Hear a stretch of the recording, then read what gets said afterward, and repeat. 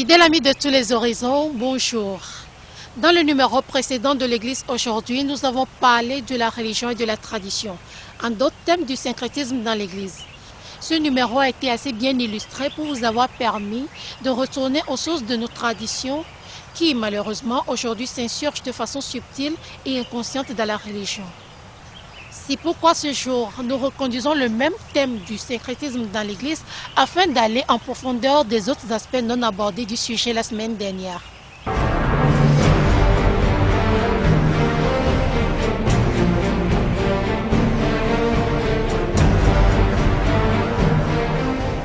Si vous venez de nous prendre en marche, je vous rappelle que le syncrétisme, c'est ce mélange d'influences, une combinaison de plusieurs religions en une seule. Par exemple, du christianisme à des religions traditionnelles africaines.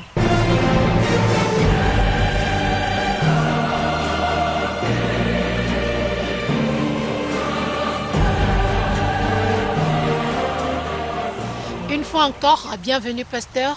Merci beaucoup. Sans transition, nous avons entamé avec vous la semaine dernière le thème sur la tradition et la religion qui se résume en un seul mot, le syncrétisme. Alors aujourd'hui, dites-nous, comment une personne se retrouve-t-elle à pratiquer ou à vivre du syncrétisme? Effectivement, on avait entamé sur le syncrétisme dans l'Église, combattre le syncrétisme dans l'Église. Effectivement, après la mission de notre Seigneur Jésus-Christ, l'Église a connu une évolution dans le temps et dans l'espace. L'accomplissement de la grande commission, c'est-à-dire la mission que Jésus a confiée à ses disciples dans Matthieu chapitre 28, verset 18, en allant aller partout dans le monde et faire des nations des disciples, l'accomplissement de cette mission a favorisé une croissance prodigieuse en Afrique parmi les adhérents de la tradition religieuse africaine. Et la plupart de ces Africains ont grandi dans des cultures intimement liées à leur tradition. Maintenant, leur foi, comment manifester leur foi est jalonné par des pratiques non bibliques. Et comment reconnaître cette personne qui vit un état syncrétique, pasteur? D'abord, la vie intérieure de la personne, c'est ça qui prouve cet état. D'abord, la personne est dans l'église et elle a encore embrassé d'autres pratiques. Donc, si cette même personne s'adonne encore à d'autres pratiques, donc on peut reconnaître que cette personne-là, c'est un syncrétique et elle a embrassé d'autres pratiques à la fois. Alors, pasteur, quels sont les aspects ou les différentes natures de ce mélange de tradition à la religion dont vous faites cas dans votre livre, par exemple? Merci beaucoup. Dans son livre intitulé « Tâches théologiques de l'Église en Afrique », l'auteur Tite Tienou a révélé la nature du syncrétisme. Il existe trois formes. Il y a un syncrétisme inconscient, deuxième forme, le syncrétisme pratique, et la troisième forme, c'est le syncrétisme théologique. Quelles sont ces caractéristiques? La première forme, le syncrétisme inconscient, c'est quelqu'un qui est dans l'église et il a peu de connaissances en matière de la Bible. Et cette même personne peut aller faire des cérémonies sans gêne. Et puis il s'arroge le droit d'aller visiter les couvents, d'aller faire certaines cérémonies à des circonstances, à des fêtes traditionnelles. Voilà, cette personne s'arroge le droit d'aller visiter les fêtes traditionnelles, assister aux fêtes, ainsi de suite. Donc lui, il est inconscient dans ce qu'il fait. Donc c'est ce que nous appelons le syncrétisme inconscient. Maintenant, la deuxième forme, c'est le syncrétisme pratique. Cette forme, c'est que beaucoup en pratiquent. C'est-à-dire qu'ils le font en cachette. Il y a des gens qui sont dans l'église, mais ils s'en vont recevoir des puissances occultes chez les charlatans et ils cachent ça sous leur lit ou bien quelque part. Donc ça, c'est le syncrétisme pratique. Comme les histoires de protection. Voilà, comme les histoires de protection. Voilà, il y a des gens qui font cela, ils s'en vont recevoir et ils cachent cela, ils veillent à ce qu'ils cachent cela. Donc c'est ça qu'on appelle le syncrétisme pratique. Maintenant, le syncrétisme théologique, ce sont des raisonnements, des idées, des croyances erronées qu'on inculque aux gens. Voilà, ça c'est théologique. De façon volontaire ou comment? Comment ça se passe? Oui, par exemple, je donne un exemple, l'histoire du purgatoire. Voilà. Cette histoire-là, le purgatoire se trouve pas dans la Bible. Alors qu'on essaie d'inculquer cette notion-là aux gens, qu'il y a un purgatoire. Après votre mort, vous allez passer par le purgatoire avant d'aller au ciel. Oui, alors que la Bible a dit que, dans Hébreux chapitre 9, verset 27, en disant qu'il est réservé à l'homme de mourir une seule fois. Après quoi vient le jugement. Donc ce qui veut dire qu'il n'y a pas un intermédiaire, il n'y a pas le purgatoire quelque part où quelqu'un va passer avant d'aller chez Dieu. Donc c'est un syncrétisme théologique. C'est-à-dire, sous la forme théologique, on essaie d'inculquer des notions erronées, des conceptions erronées aux gens. Comme les fins du monde, voilà. Un 21 décembre, et puis après un 23 décembre, voilà. Chaque année. Tout ça, voilà, ce sont des conceptions erronées qu'on inculque aux gens. Et ceux qui sont dans la naïveté, ils s'adonnent facilement à ces genres de fêtes en oubliant qu'ils sont en train de pratiquer le syncrétisme. Voilà les trois formes du syncrétisme. Il y a le syncrétisme inconscient, le syncrétisme pratique et le syncrétisme théologique. Voilà. Et la question fondamentale, quel danger y a-t-il dans ce comportement si l'on se retrouve par hasard sur cette mauvaise voie? Le syncrétisme a deux causes principales. Il y a les causes internes et les causes externes. Maintenant, les causes internes, c'est la négligence des églises. L'église n'a pas voulu accomplir sa mission. Quelle mission? Dire la vérité aux membres. Si c'est que l'église s'arroge le droit de dire la vérité aux membres, donc ils vont déceler les pratiques syncrétiques et informer les membres. La vérité comment? Ils nous lisent la Bible souvent, on prêche l'évangile. Bien sûr, ils lisent des livres, des chapitres. Voilà, ils lisent bien sûr la Bible. Mais ce qui se passe, c'est qu'il y a des faux prophètes qui sont sur le champ. Il ne faut pas oublier que sur le champ, il y a les vrais hommes de Dieu et les faux prophètes. Voilà. Donc, les vrais hommes de Dieu essaient de parler de la vérité aux gens.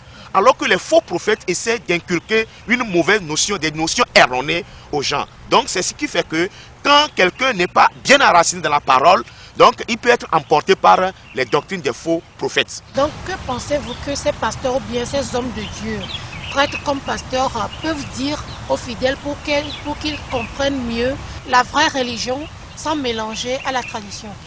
Ce qu'on doit dire aux fidèles, d'abord, on doit inviter les fidèles à lire la Bible. Le problème fondamental, c'est que la plupart des fidèles n'arrivent pas à lire. Ils attendent seulement au miracle. Il y en a d'autres, c'est parce que la Bible, peut-être, c'est en français et ils n'ont pas fréquenté. Bien sûr. C'est ça qui pose le problème de certains. Voilà. Ouais. Maintenant, ces gens-là, comment ils peuvent faire? Bon, ces gens-là, déjà, la langue qu'ils comprennent, on peut toutefois leur enseigner dans la langue qu'ils maîtrisent bien. Oui, ils ne lisent pas toujours, c'est quelqu'un qui les enseigne. Donc si la personne donne un message erroné, eux, ils enregistrent comme ça. Et bien sûr, ils doivent savoir à qui s'adonner ou bien à qui s'adresser. Voilà, c'est là le nœud de la situation. Parce que si vous adonnez à quelqu'un qui est faux, donc il va vous communiquer ce qui est faux. Maintenant, si vous adressez à quelqu'un qui dit la vérité, donc il va vous communiquer la vérité. Donc c'est ça. Eh bien, le danger qui découle du syncrétisme, c'est que on a tendance à se conformer aux pratiques, à la vie de ces faux prophètes. Un faux prophète qui surgit par exemple, donc on a tendance à le copier. Alors que Jésus a dit de l'imiter, c'est lui le vrai modèle et c'est lui le parfait modèle. Donc c'est Jésus qu'on doit imiter. Alors que ces faux prophètes-là, quand ils commencent par faire véhiculer leurs pratiques syncrétiques, on a tendance à les imiter, on a tendance à être comme eux. Voilà, c'est le danger du conformisme. C'est l'une des dangers, ça, le conformisme. Ensuite, nous avons la multiplicité de théologies et la confusion dans la chrétienté. Quand il y a plusieurs doctrines, plusieurs explications, les fidèles sont dans la confusion. Alors que ces faux prophètes essaient d'apporter des doctrines qui sont disparates, des doctrines qui sont en déphasage avec la parole de Dieu. Et c'est à quel profit? C'est à leur profit, c'est-à-dire c'est juste pour satisfaire leur égoïsme, avoir des richesses, des biens matériels, ainsi de suite. Donc c'est à leur profit. Donc ils font tout cela à leur profit, surtout pour leur ventre. Donc avoir des biens matériels, des véhicules, et des maisons, c'est leur ambition ça. Donc c'est ça, c'est pour cela qu'ils sont très habiles à tromper les gens, les fidèles. Ensuite, un autre danger, c'est le rejet des vérités et le rejet des vérités de la foi chrétienne. Par exemple, si on rejette la vérité de la foi chrétienne, là, on se glisse vers sur le terrain syncrétique. Un exemple palpable pour mieux comprendre, soyez plus explicite. Le rejet de la foi chrétienne, comment? Quelle source? D'abord, le rejet de la foi chrétienne, c'est que il y a certains qui nient que Jésus est le Fils de Dieu. Il y a des gens comme ça qui disent que Jésus n'est pas le Fils de Dieu. Voilà, donc cette vérité-là... Et pourtant, ils sont chrétiens. Ils sont chrétiens. Mais ils ne croient pas que Jésus est le Fils de Dieu. Est le Fils de Dieu. Il y a des communautés comme cela, ils croient, ils se disent chrétiens, mais ils ne croient pas que Jésus est le Fils de Dieu. Voilà une vérité fondamentale qu'on ne doit pas négliger. Donc quand vous négligez cette vérité fondamentale-là, alors là, on se glisse sur le terrain syncrétique. Voilà le rejet de la vérité. Donc la vérité fondamentale, c'est que Jésus est venu de Dieu, il est le Fils de Dieu, il est venu nous libérer. Donc on ne doit pas considérer Jésus comme un simple prophète ou bien quelqu'un qui est venu mourir. Non, non, non. Et on doit le considérer comme le Fils de Dieu qui est venu libérer le monde. Un autre danger, c'est la corruption de l'évangile. Quand l'évangile est dilué, alors l'évangile perd son autorité. Aujourd'hui, les gens ont tendance à diluer l'évangile par d'autres raisonnements, d'autres pratiques. Certains affirment que l'évangile est venu compléter la tradition. L'évangile est venu compléter la tradition. Donc, on doit maintenir la tradition et on maintient aussi l'évangile. Donc, faire usage de l'Ancien Testament et du Nouveau Testament à la fois. Oui, voilà certaines pratiques qui ne sont plus autorisées. Ouais. Voilà, certaines pratiques qui ne sont plus autorisées dans l'Ancien Testament, les gens essaient de le ramener encore aujourd'hui. Ouais. Que non, ces pratiques-là sont encore en vigueur et puis la foi aussi en Jésus. Voilà, donc ils mélangent l'évangile, voilà les choses. Donc quand on mélange les choses, voilà encore un autre danger qui nous guette. Ouais. Mais le danger concrètement c'est quoi? Qu'est-ce qui arrive à ces âmes perdues ou bien à ces fidèles? Eh bien, ce qui arrive à ces fidèles, c'est que à la fin de leur vie, ils ne vont jamais rencontrer Dieu. Parce que la Bible, Jésus a dit, nul ne peut servir deux maîtres à la fois. Maintenant, si quelqu'un est syncrétique, il s'adonne à ses pratiques et il dit qu'il est encore adorateur du vrai Dieu, celui-là, il se trompe. Il se trompe. Donc, après ça, moi, il ne peut pas voir Dieu. Il ne peut pas voir. C'est le danger crucial que nous sommes en train de combattre, que nous révélons aux fidèles pour qu'ils arrivent à ouvrir les yeux, à détecter que, si je suis syncrétique, je ne peux jamais voir la face de Dieu. Voilà le danger primordial. Donc, après notre mort, notre intention, c'est de rencontrer Dieu. Maintenant, si je pratique le syncrétisme, je m'adonne aux pratiques syncrétiques, prétendant qu'un jour je verrai Dieu, alors c'est faux. Bon, il y a aussi un autre danger que je veux souligner, c'est que on parle de l'universalisme. L'universalisme, là, c'est un mouvement qui soutient que tout le monde sera sauvé. Et que la question tourne autour de ceux qui n'ont pas entendu l'évangile. Et de là, il y a deux positions. Il y a les restrictionnistes. Les restrictionnistes, eux, ils disent que ceux qui n'ont pas entendu parler de Jésus iront directement en enfer. Et ceux qui n'ont pas cru en Jésus iront directement en enfer. Alors que les universalistes, ils disent que même si tu n'as pas entendu parler de Jésus, tout le monde sera sauvé. Voilà la différence. Tout le monde sera sauvé. Et vous êtes d'accord avec ou pas? Non. Jésus a dit, celui qui m'a reçu a reçu le Père. Donc, quiconque croit en Jésus a la vie éternelle. Donc, moi, je souligne ce point parce que celui qui ne croit pas en Jésus, s'il meurt, il ne verra jamais Dieu. Parce que la Bible est claire et catégorique là-dessus. Donc, il faut recevoir Jésus comme son sauveur personnel. Et c'est pour pouvoir espérer, voilà, être avec Dieu un jour. Voilà, il y a aussi un autre danger, c'est le compromis. Le compromis, c'est une manière d'être, de faire une alliance avec quelqu'un et que cette alliance-là aboutit à un profit qu'on aura à partager ensemble. Là, vous parlez de qui et de qui? Voilà, je parle du chrétien et de l'ennemi, c'est-à-dire Satan. Voilà, ou bien les pratiques syncrétiques. Donc, je suis chrétien et je fais un compromis avec les pratiques syncrétiques, ou bien je désire quelque chose. Donc, je m'avais fait alliance avec un charlatan ou bien à quelqu'un pour avoir ce que je désire. Maintenant, si par les forces des choses, j'obtiens ce que je désire, ma vie est en danger. Parce que ce que j'ai reçu n'émane pas de Dieu. Et les gens aujourd'hui, ils tissent des alliances avec des puissances. Les gens sont dans l'église, ils ont des alliances, font des alliances avec les sectes et autres. C'est vrai que même il y a certaines religions traditionnelles africaines qui prônent que si tu viens chez eux, vers eux, ou que tu rentres dans leur culte, tu peux continuer toutefois à aller à l'église et que ça ne les dérange pas là-bas. Tu viens faire les cérémonies qu'il faut aussi à leur niveau et chaque fois qu'il le faudra. Voilà. Donc c'est un truc dans ce genre dont vous parlez. Bien sûr, bien sûr. Et là aussi, c'est un danger que nous rencontrons là-bas. Parce que cette communauté-là n'a pas sa source en Dieu. Cette communauté-là n'est pas basée sur la parole de Dieu. Donc si quelqu'un vous demande, donc, vous pouvez faire des cérémonies et aller dans vos églises, cela démontre clairement que la communauté là qui vous invite, cette communauté là n'a pas sa base sur la parole de Dieu. Parce que Dieu, il est jaloux. Il est jaloux. Il ne peut pas permettre que vous veniez ici et que vous alliez de l'autre côté. Voilà. L'adultère spirituelle, Dieu est contre cela. Et en tant que pasteur, écrivain, auteur de ce livre, Combattre le syncrétisme dans l'Église, quels sont les moyens que vous proposez pour faire face justement à ce combat? L'expérience authentique de la nouvelle naissance. Qu'est-ce que nous voulons dire par là?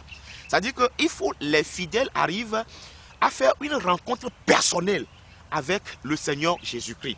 Il faut au moins la volonté de la personne. Bien sûr, il faut la volonté de la personne. Il faut la volonté de la personne. Parce que la Bible a dit que quelqu'un qui est en Christ, il est devenu une nouvelle créature. Les choses anciennes sont passées. Voilà, toutes choses sont devenues nouvelles. Voilà. Maintenant, il faut que la personne essaie de comprendre que en venant à l'église, c'est pas pour faire une publicité ou bien c'est les gens vont à l'église parce que moi aussi j'y vais. Non, il faut avoir une rencontre personnelle avec ton Jésus. Et c'est Jésus qui transforme les vies et non l'église. L'église ne transforme pas les vies, mais c'est Jésus qui transforme les vies. Avant que Jésus ne transforme la vie de quelqu'un, il faut que cette personne rencontre personnellement Jésus-Christ. Ensuite, nous avons un autre moyen, c'est qu'il faut amener les chrétiens à adhérer aux vérités fondamentales des Écritures. Aujourd'hui, les gens n'arrivent pas à accepter les vérités fondamentales de l'Écriture. Donc, ils veulent écouter seulement les faux prophètes, leurs pratiques, ainsi de suite. Alors que c'est la vérité de l'Évangile qui libère. Quand je m'adonne complètement aux vérités fondamentales de la Bible, là, intérieurement, ma vie ne se conformera plus aux pratiques païennes, mais ma vie se conformera à ce que Jésus me dit. Donc, il faut amener les fidèles à adhérer aux vérités fondamentales de la Bible. Ensuite, il faut amener les chrétiens à avoir une connaissance approfondie des Écritures. Beaucoup de chrétiens ignorent les Écritures. Beaucoup ignorent les Écritures. C'est pourquoi l'ennemi, sachant cela, il a placé les faux prophètes pour influencer, pour venir détourner les gens sur la bonne voie. Donc, il faut la connaissance des vérités des Écritures. Maintenant, il faut aussi la connaissance des principes d'interprétation. Comment interpréter la Bible. C'est très important parce qu'une interprétation erronée conduit à l'erreur. Alors que les faux prophètes, c'est ce qu'ils font généralement. Donc, ils donnent une mauvaise interprétation pour attirer les gens vers eux. Et aussi, il faut connaître les principes de la contextualisation. Qu'est-ce que nous voulons dire par là? Quand nous parlons de la contextualisation, c'est placer, replacer dans un contexte. Ce qui veut dire que nous voulons placer l'évangile qui est venu, nous voulons le placer dans un contexte donné. Maintenant, pour le placer dans un contexte donné, il faut faire attention pour ne pas basculer dans le syncrétisme. Parce que je vais vers une communauté qui adore certaines choses. Maintenant, moi, je vais avec l'évangile. Maintenant, je dois leur inculquer les notions de l'évangile pour ne pas les entraîner, ou bien pour ne pas me basculer aussi dans l'erreur, ou bien sur un terrain syncrétique. Donc, il faut une bonne contextualisation pour aider les fidèles à se départir de ces pratiques païennes qu'ils ont embrassées avec force. Ensuite, il faut exercer aussi un ministère de puissance. Ça veut dire quoi? C'est que dans nos églises aujourd'hui, lorsque la puissance de Dieu n'est pas manifestée, les gens quittent l'église pour retrouver des puissances occultes, des puissances ailleurs. Ils veulent voir du live. Du live. voir des miracles, comment les gens tombent, sautent, cassent les têtes, ainsi de suite. Donc ils veulent voir ça. Maintenant, dans les églises, quand ils n'arrivent pas à voir ce genre de miracles-là, ils disent oh non, c'est pas une église ici. Alors que Dieu, il est souverain, il agit comme il veut. Il peut guérir quelqu'un sans que la personne ne tombe par terre. Il peut toucher, il peut faire des miracles sans bruit. Vous voyez. Maintenant, il y a des gens qui veulent voir ça. Alors quand ils ne voient pas ça dans l'église, ils disent que non, cette église-là n'est pas chaude. Elles sont découragées. Voilà. Chercher le miracle ailleurs. Ensuite, il faut éviter l'œcuménisme libéral. Qu'est-ce que nous voulons dire par l'œcuménisme? C'est un mouvement qui soutient l'union ou bien la rencontre, ou bien l'amalgame de toutes les églises chrétiennes. Alors que cette union, l'œcuménisme, c'est un danger aussi. Parce que moi, j'appartiens par exemple à une confession religieuse. Une autre personne aussi, ça appartient à une autre confession religieuse. Peut-être que chez eux, on ne porte pas des souliers.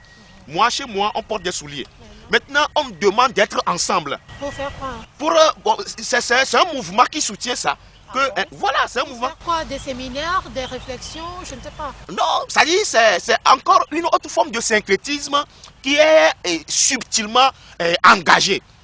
C'est-à-dire une autre forme de ça. C'est-à-dire quand on arrive à avoir des gens de certaines dénominations, donc on va essayer de leur inculquer certaines notions erronées. Donc c'est un mouvement qui soutient l'union. Maintenant, quand vous êtes dans cette union-là, on vous demande de ne pas faire ceci, de ne pas faire ceci, de faire ceci, de faire ceci. Alors que certaines pratiques qu'on vous interdit, ces pratiques-là sont en contradiction avec ma foi. Est-ce que vous voyez? Donc l'œcuménisme, on doit éviter cela. L'œcuménisme libéral, on doit éviter cela.